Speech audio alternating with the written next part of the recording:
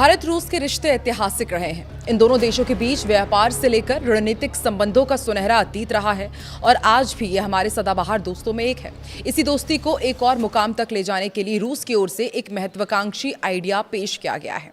क्यों ना रूस से हिंद महासागर तक सीधी ट्रेन चला दी जाए तो जलमार्ग का टंटा ही खत्म हो जाएगा। क्या कुछ होने जा रहा है, समझाते हैं आपको इस वीडियो में। नमस्कार, मैं हूं आकांक्षा और आप देख रहे हैं न्यूज़ 18 का डिजिटल प्लेटफॉर्म। रूस अब भारत के साथ अपने रिश्तों को मजबूत करने के लिए एक और बड़ा कदम उठाने जा रहा है। वो दरअसल हिंद महासागर तक पहुंचने के लिए एक नए और वैकल्पिक व्यापारिक रास्ते की संभावनाएं तलाश रहा है, जिसके बारे में रूस के उप प्रधानमंत्री मरात खुस्नुलिन ने सरकारी समाचार एजेंसी TASS को दिए एक इंटरव्यू में बात की है। उन्होंने कहा कि रूस को हिंद महासागर तक रेलवे मार्ग बनाने की संभावना पर विचार करना चाहिए। दरअसल रूस का मानना है कि ऐसा वैकल्पिक रेल नेटवर्क बनने से उसे मौजूदा समुद्री रास्तों पर निर्भरता कम करने में मदद मिलेगी। खास तौर पर बॉस्फोरस और स्ट्रेट ऑफ हॉर्मुज जैसे महत्वपूर्ण समुद्री मार्गों में पैदा होने वाले जोखिम से बचा जा सकेगा। ये उसके लिए महत्वपूर्ण रास्ता हो सकता है। हिंद महासागर तक रेलवे का प्रस्ताव सिर्फ एक नया व्यापारिक रास्ता बनाने की योजना नहीं है, बल्कि ये रूस की उस बड़ी रणनीति का हिस्सा हो सकता है जिसमें वो भारत और एशिया के साथ अपने जमीनी व्यापारिक संपर्क को मजबूत करना चाहते हैं। आपको अब बताते हैं कि कैसे पूरा इसका संचालन किया जाएगा। प्रस्तावित जो ये पूरी रिपोर्ट है, इसके मुताबिक रेलवे मार्ग मध्य एशिया और पश्चिम एशिया के कई देशों से होकर गुजर सकता है। इसमें तुर्कमेनिस्तान, ईरान, अफगानिस्तान और पाकिस्तान जैसे देश शामिल हो सकते हैं। उन्होंने ये भी कहा कि रूस के लिए ऐसा कोई भी रास्ता उपयोगी होगा जो उसे भारत तक पहुंच प्रदान कर सकेगा।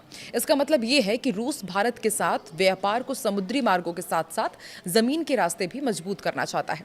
अगर ऐसा रेल नेटवर्क तैयार हो जाता है तो रूस से भारत तक सामान पहुंचाने के लिए एक नया व्यापारिक कॉरिडोर विकसित हो जाएगा।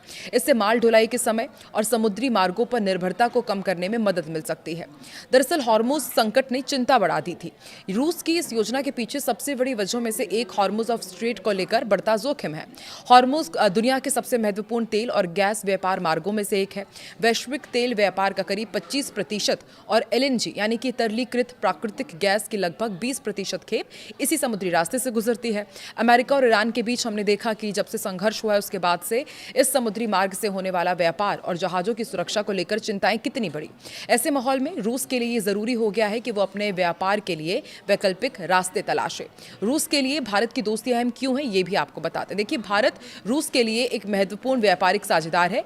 दोनों देशों के बीच ऊर्जा, रक्षा और अन्य क्षेत्रों में लंबे समय से व्यापारिक संबंध रहे हैं।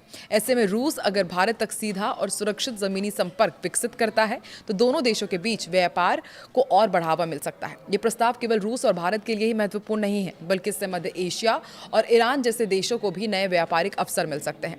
प्रोजेक्ट को बड़ी फंडिंग चाहिए है। देखिए, हम किसी भी चीज़ का प्रस्ताव तो दे सकते हैं, लेकिन उसके पीछे रिसोर्सेज भी जुटाने होंगे। इस तरह का नेटवर्क बनाना आसान नहीं होगा।